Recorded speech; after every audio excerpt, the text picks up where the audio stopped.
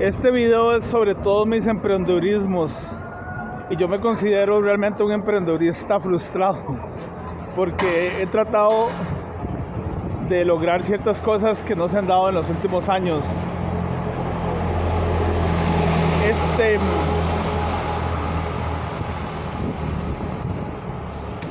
Yo siempre he querido ser un emprendedor, siempre quería como hacer mi propia cosa, ¿verdad? No estar trabajando para nadie.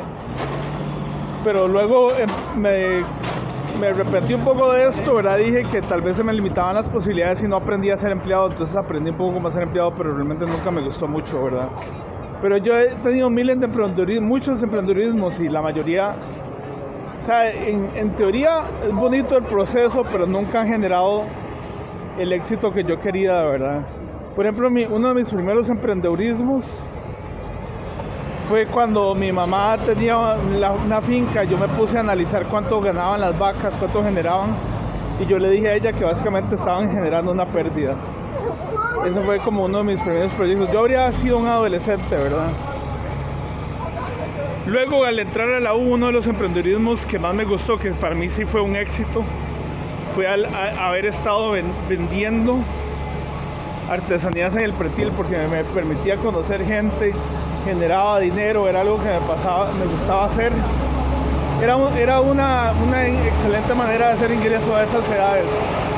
Y de hecho me financié el viaje a Australia, ¿verdad? Haciendo artesanías. Y encontré un montón de piedras, siempre conocía a la gente que quería, ¿verdad? Eventualmente me dediqué como otras cosas y hice un afiche de serpientes que fue totalmente emprendedorista. Idea de un amigo que hace afiches de ranas, o sea, él básicamente me dio los contactos, ¿verdad? Pero nunca se vendió mucho, parecía que la gente no estaba tan interesada en las serpientes. Igual no me costó tantísimo, fueron como $1,600 hacer todo el proyecto, ¿verdad? Pero lo más importante es que salió ahí un trabajo que yo había hecho grande de serpientes a la luz, ¿verdad? Y todo el mundo lo podía ver.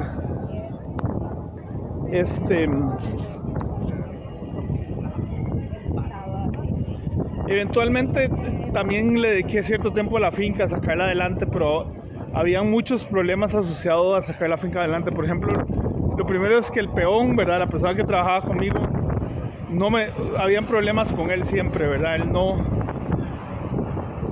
hacía las cosas, pero no las hacía con ganas, no había una buena relación, y además de eso, con el otro copropietario no hubo una buena relación. No había como una relación de armonía con la gente, entonces eso traía mala energía al proyecto. Entonces yo me frustré y empecé a hacer otras cosas. Pero ese proyecto emprendedorista fue bien, digamos, yo saqué, básicamente se vendió las cosas que causaban gastos, se cortaron muchos árboles que podían caerle encima a las casas y se alquiló la casa más grande. Y generó ganancia. Entonces en general esos tres proyectos, ¿verdad? Las artesanías, la finca y el póster, no generaron demasiada ganancia, pero generaron algo, ¿verdad? Y fueron proyectos bonitos. Eventualmente yo sinceramente dejé un poco los emprendedurismos, empecé a estudiar y quería una posición de gobierno, entonces no me puse a pensar mucho en emprendedurismos, pero estar buscando casas, me di cuenta de un posible proyecto que los hispanos, ¿verdad? Rentan las casas muy por debajo, ¿verdad? Del mercado a las casas que los estadounidenses blancos, ¿verdad? Cuando digo blancos me refiero a todos los profesionales, y cuando digo hispanos me refiero a los que hacen manual labor en Estados Unidos. Entonces, asociado a este proyecto, yo pensé en esa idea y en desarrollarla, ¿verdad? Y la razón por la que esto se hace es porque los hispanos anuncian sus casas, ¿verdad? En las lavanderías con papelitos, no las anunciaban ni en Craigslist, no las anunciaban en plataformas de redes sociales normales donde todo el mundo las encuentra, ¿verdad? Y yo dije, de eso me podría beneficiar, entonces yo dije, tal vez yo puedo rentar una casa de los hispanos y rentársela rentarla un poquito más cara, ¿verdad? Y ganarme una comisión por insertar esa renta, ¿verdad? En el mercado de la gente que tiene más dinero, más establecida, que está acostumbrada a rentar a un precio más alto, ¿verdad? Entonces la empecé a anunciar, ¿verdad? Pero tuve varios problemas. El primer problema es que está muy polarizado el mundo en Estados Unidos, entonces esos dos grupos normalmente no iban a coexistir juntos, ¿verdad? Luego habían ciertos problemas de que había mucha desconfianza de parte de los hispanos que estaban rentando la casa. Realmente era muy difícil establecer una relación de colaboración donde yo les decía, los trataba de convencer de que yo les dejaba a ellos una comisión si me dejaban ellos rentar, ¿verdad? Y en general no resultó por problemas de compatibilidad, ¿verdad? Cuando estuve en Puerto Escondido empecé a vender clases de surf y por cada clase ganaba suficiente como para vivir 2 días, que eran como 200 pesos mexicanos, que era un montón. Era posiblemente uno de los salarios mejor remunerados de todo Puerto Escondido, o sea, era un montón de dinero, ¿verdad? Pero tuve problemas con la comunidad, ¿verdad? Porque los surfeadores no les gustaba que surfeadores que no fueran de Oaxaca, ni siquiera chilangos mexicanos dejaban que yo rentara. Entonces, yo me frustré un poco, ¿verdad? De eso, me fui, ¿verdad? En el México DF traté yo de vender mis clases, empecé a trabajar de guía turista y empecé a tratar de vender mis propios tours, pero no me fue muy bien, había demasiada competencia, no era un buen lugar, ¿verdad? Entonces ese emprendedurismo quedó un poco de lado. Luego empecé otro emprendedurismo que es con un tema que siempre me ha interesado, que son las finanzas y la banca, ¿verdad?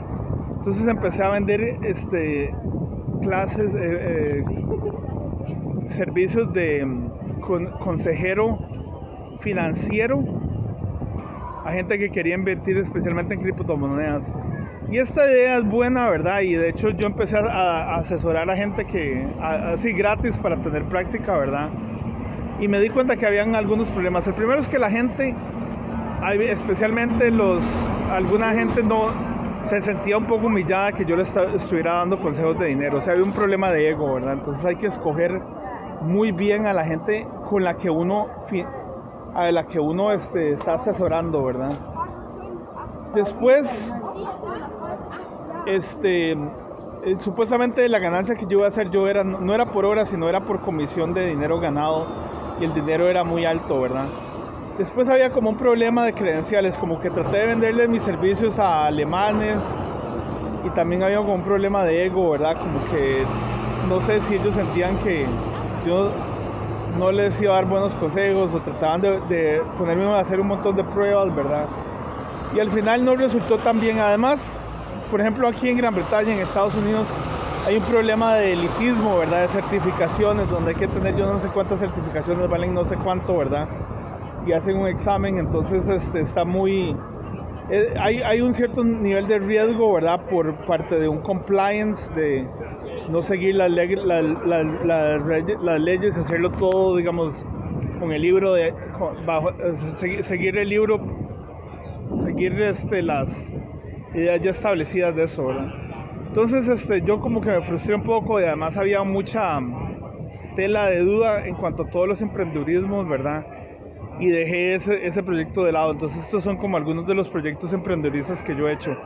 En Barcelona también traté de desarrollar otro proyecto vendiendo cerveza, ¿verdad? Y básicamente la gente que está ahí llega a donde están los botellones, que son un grupo de personas que está simplemente tomando cerveza, y venden las cervezas a 3 veces más del mercado, ¿verdad? Bueno, en ese momento yo no tenía las mejores condiciones para vivir, ¿verdad? Entonces no podía estar refrigerando las cervezas que eran necesarias. Uno las compra y las tiene que mantener frías porque no las van a consumir calientes. Además de eso, a la hora de venderlas, ¿verdad? Uno está violando las leyes de Barcelona, a pesar de que la gente no les importa tanto. Entonces, si llega un policía no te arresta, pero se lleva las cervezas. Entonces, no había demasiada ganancia, había que invertir en refrigeración, y además de eso,